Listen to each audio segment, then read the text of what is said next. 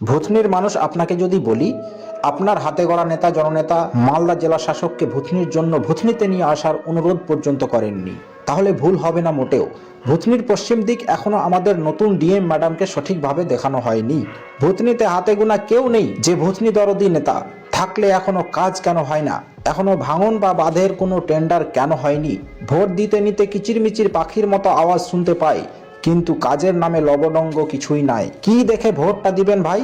আমরা গতকাল ভুতনি কল্যাণ কমিটি নতুন মাননীয় জেলা শাসকের ডাকে গিয়েছিলাম মালদা। গিয়ে জানতে পারলাম কাজ চালু হবে কখন তার কোনো ঠিক ঠিকানা নেই। না টেন্ডার হয়েছে, না ভুতনির ভাঙনের জন্য টাকা বরাদ্দ হয়েছে। আরো জানতে পারলাম ভুতনির পশ্চিম দিকে ভাঙনের জায়গা আসতে গেলে নাকি নৌকা বা লঞ্চ না হলে আসা যায় না। এটাই কেউ ডিএম ম্যাডামকে বুঝিয়েছেন। এত বড় বড় নেতা নেত্রী মানিকচকে চকচক করে কেউ ভুতনির জন্য আবেদনটাও করেন না যে ভুতনি আসুন ম্যাডাম।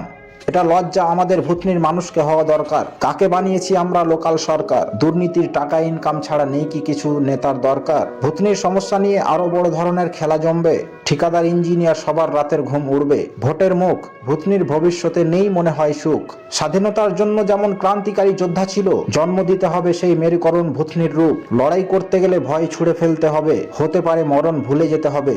খুশির খবর হলো ভুতনি কল্যাণ কমিটির অনুরোধে খুব শীঘ্রই ডিএম ম্যাডাম আমাদের ভুতনি পরিদর্শনে আসবেন, এরকমই আশ্বাস দিয়েছেন আমাদের। আমরা লড়ছি, ভবিষ্যতেও লড়ব।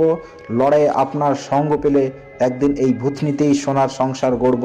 সাথে থাকুন, পাশে আসুন, বাঁচার লড়াই জারি রাখুন। ধন্যবাদ।